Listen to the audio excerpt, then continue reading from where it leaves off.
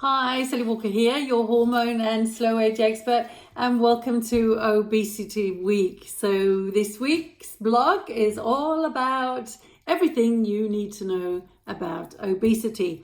So we've looked at what is obesity, we've looked at can we measure obesity. So today I want to look at the causes of obesity. It's multifactorial, as I said. There are many things that can play a role in the development of obesity. But as I said in one of the first videos, that something triggers this imbalance in how much we burn and how much we store our energy. Something triggers it. And then if you've got some of these other weaknesses, then you are more at risk for developing an obesity. Okay, so let's have a little look at it. Now, genetics play a role, absolutely, but there isn't just one gene, which is the obesity gene. There's lots of different genes that can be involved here that can increase your risk for developing obesity. But remember, you've got to start it with something. You know, it's not the genes, the gene is not the cause, or the gene is not the trigger, but it's going to increase the risk of you developing obesity. Okay, so a genetic connection, and there are genetic tests that can be done so you can find if you have some of these genes. But as I said, there's not just one gene. There's not the obesity gene, and everyone's can be looking for that and see if you got it. Okay, now hormones play a role, and there's loads of them. There's lots of hormones that can be involved.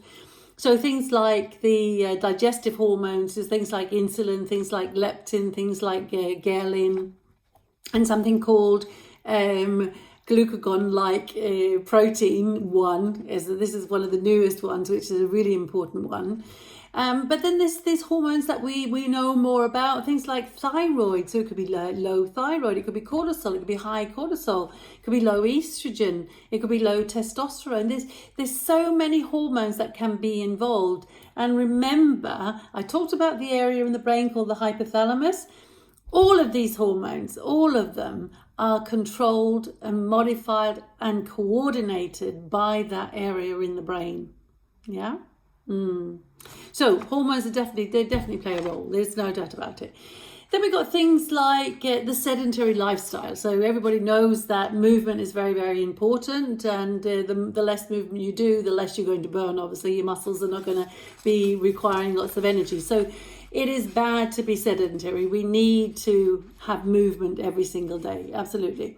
Then we've got things like foods. Okay, so we've got what I called engineered junk food. So these are the heavily processed foods, which often have many refined ingredients, many additives, and especially additives to make you want to eat more of them. So you become addicted. So food addiction, and things like glucose, things like sugar, actually affect these centers in the brain, which we call the reward centers.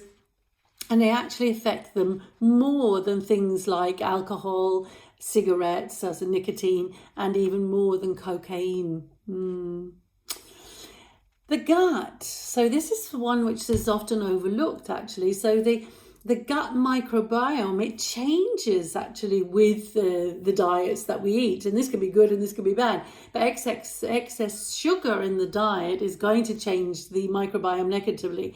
So we've got little families, they're called phyla. So little families of bacteria. And one of the major families is called Bacteroides, and another one is called Firmicutes. Okay.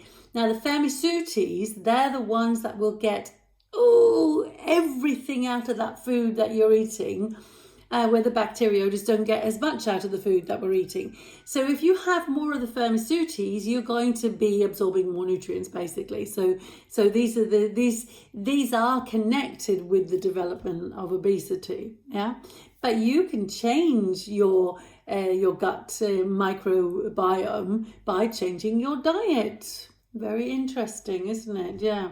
So Things like medication. So there's certain medications which will also increase the risk for obesity. And these are things like antidepressants. So there can be some of the diabetes medication that also do the antipsychotics, So they can lead to weight gain because they're changing the signaling in the nervous system, you see. So remember, the nervous system is also part of the energy storing that has to be coordinated. So when you start messing around with the nervous system with these different drugs, then you can end up actually with an increased risk of obesity. Okay, so there's things like food availability. We don't starve anymore, basically, do we? And very often it is the fast foods or the junk foods, whatever you want to call it, that is very available, as in also it's very cheap.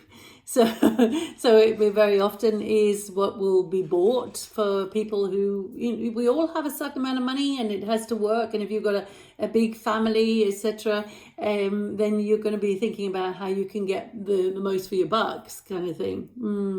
And also the aggressive marketing from the food companies, telling you that this food is good and this is great, etc., when it possibly isn't the best thing that we should be eating. Yeah. So we talked a little bit about sugar before, but sugar absolutely is a problem. And there are many scientists that actually believe that excessive sugar intake may be one of the major causes of obesity. And then we've got misinformation. So this is possibly also to do with the aggressive marketing. So people around the world are being misinformed about their health and nutrition. There's so many different opinions. Now you're listening to me, so you're listening to my opinion here. But there are so many opinions on how we should eat and what we should eat. And it really is very difficult to establish a healthy strategy related to foods. So many different causes, multifactorial, but as I said, at the end of the day, something has to trigger it all. And then if you have a genetic weakness, or then if you have hormone imbalance, all these different things, then that risk for creating obesity will be increased. Happy hormones, happy life.